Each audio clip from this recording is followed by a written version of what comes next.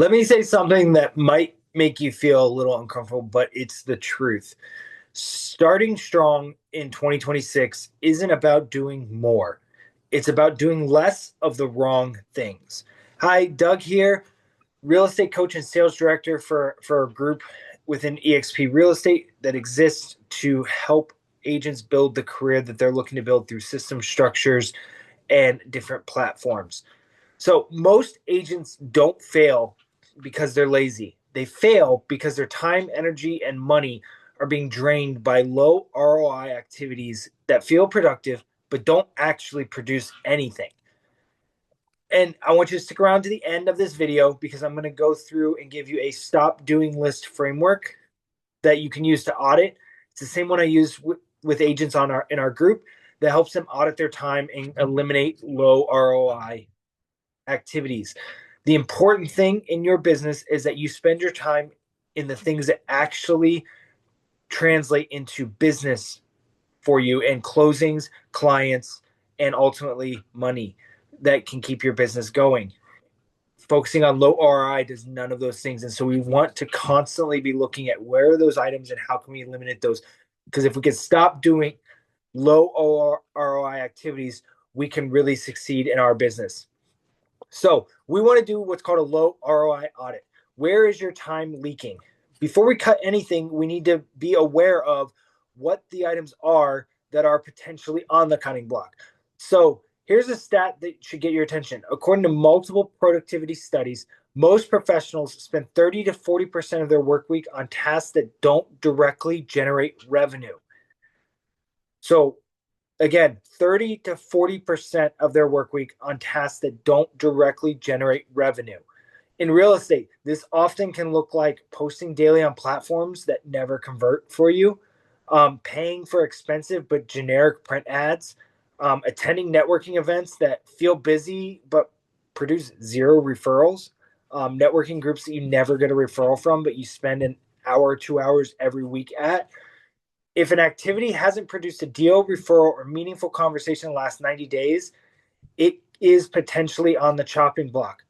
Revenue doesn't lie, ROI does. So we want to look at what is our return on investment. And if we haven't had a deal, referral, or meaningful conversation in the last 90 days, that activity is potentially on the chopping block. Now, we don't want to cut things too early, so we're saying potentially on the chopping block. And then you can decide, once you have that list and that audit done, you can go through and see what are those items that actually do need to get cut. That's where we create what we call the stop doing list. These are things that you cut immediately. Now, I'm going to give you my 5 things that if I was an agent in production right now, if I was you, I would cut immediately. 1, stop chasing cold leads that don't convert. If you hate it and it doesn't convert for you, stop forcing it. Don't call cold call lists if it's not productive for you. Top agents double down on what converts for them, not what somebody else swears by. Now, if you're somebody who you call cold call lists, you call for sale by owner or cancel lists, and you get business from it and you get conversions from it, awesome. Keep doing that. But if you're somebody who's just calling a FSBO list because a YouTube talking head told you to call a FSBO list and you're not getting anything out of it, but you're spending hours a week calling those, stop. Stop attending mandatory meetings that aren't mandatory, that aren't producing ROI for you. If a meeting doesn't make you money, save you time, or sharpen your skills, cut it. It's optional. Protect your calendar like your income depends on it. Spend your time with things that actually produce. Now, if you're attending a weekly mastermind call and you are sharpening your skill and it's making you a better agent that's producing more conversions and making you more money, great. Keep attending that. In fact, double down on it. Make sure you extra commit to it. But if it's not, if you're just showing up to feel like you did something this week, and it's not actually giving you anything towards your business and any kind of return on that time, cut it. Stop doing it. Insert something else in that time frame. Stop trying to be everywhere on social media. You don't need to be the go-to real estate agent on 5 different platforms.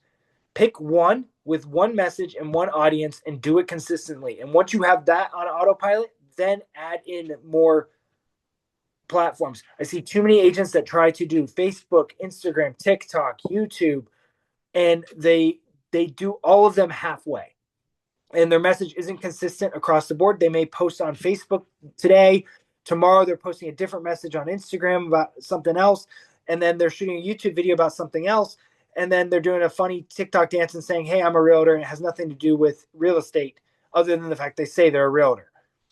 And the reality is none of that's getting you progress. Pick one platform, be consistent with it, know your audience, and have a consistent message across that. And then once you have that locked in, then look at adding the other platforms. Stop DIYing your admin work. If you're not good at paperwork, stop doing it. Find somebody to do it. If you're spending hours on paperwork, transaction coordinator, data entry, you're working in your business, not on it.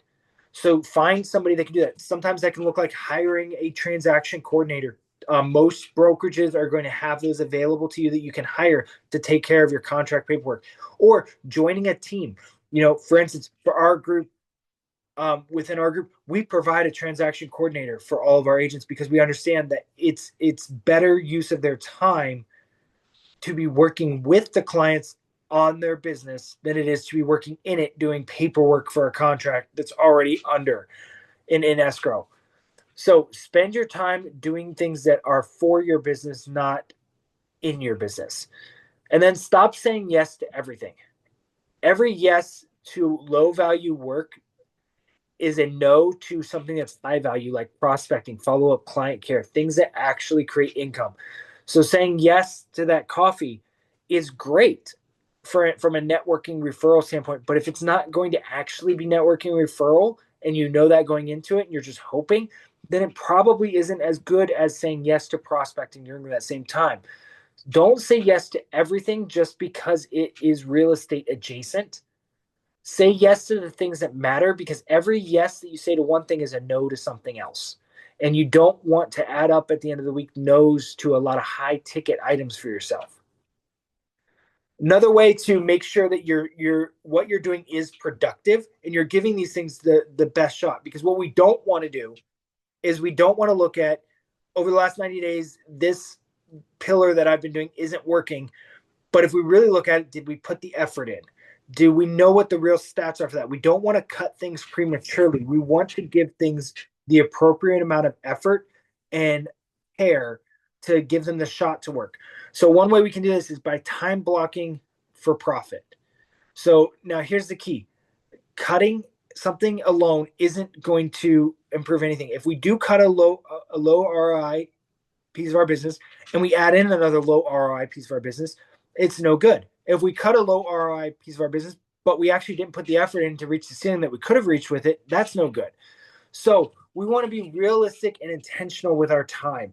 So we want a time block to make sure that things, as we try them and we implement them into our business, we have a real ramp to see how successful they are.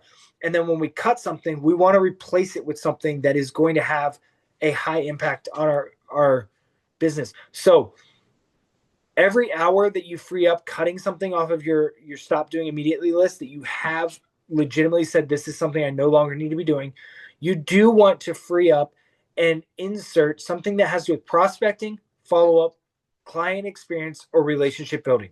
It needs to fall into one of those 4 categories. Those are the 4 categories that are going to immediately give you a benefit in your business. So again, prospecting, follow-up, client experience, relationship building.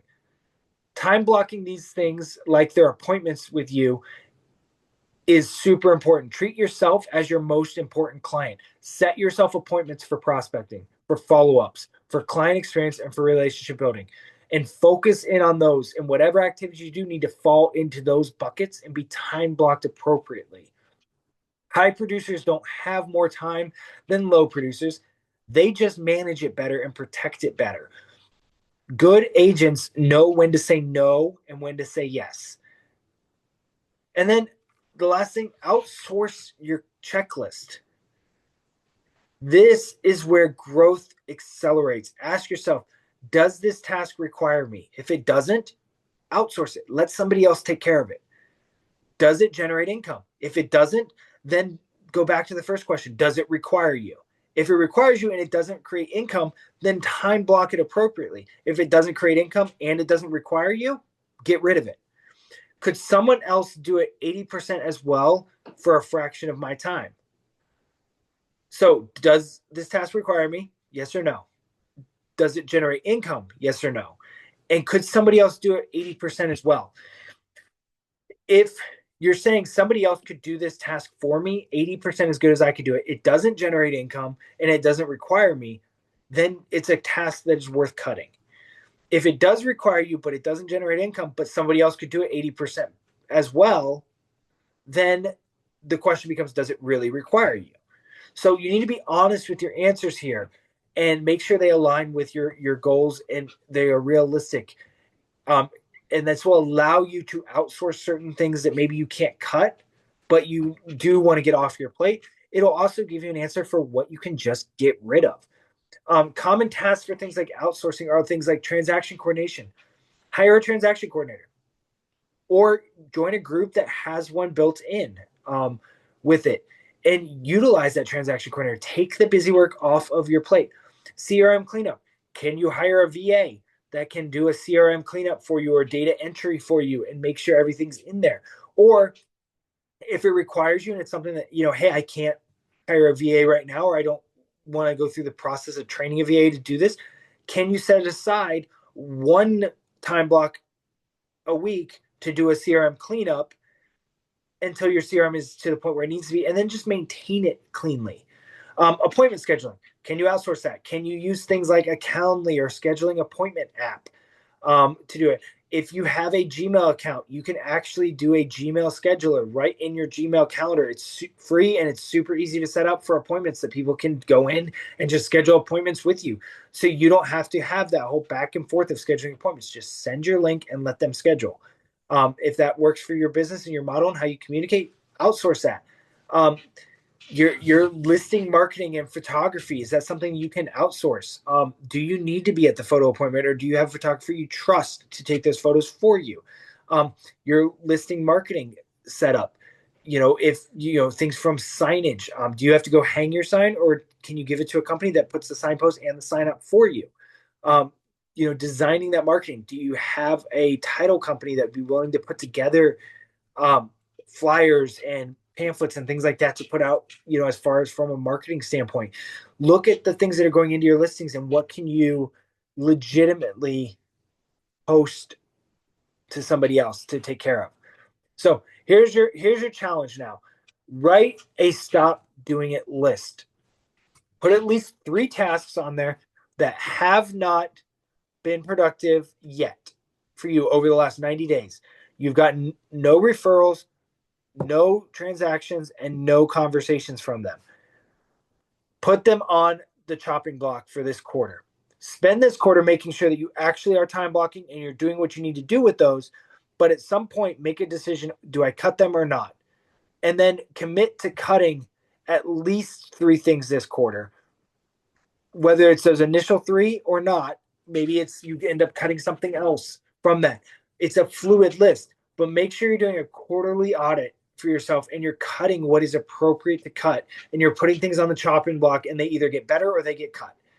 Comment below one thing that you're committing to stop doing that ultimately this does not work for me. I want to commit. I want to read what you guys are getting rid of immediately, and then what you're putting on the chopping block for yourself. And if you'd like help auditing your business and identifying where your ROI really is at, I'd love to chat with you. Click the link below. We can schedule a no obligation, no pressure call just to go through your business and see what you can cut to build a leaner and more profitable business and schedule for yourself. So again, grab a quick call below on the link below, because growth isn't about doing more. It's about focusing and doing what actually works.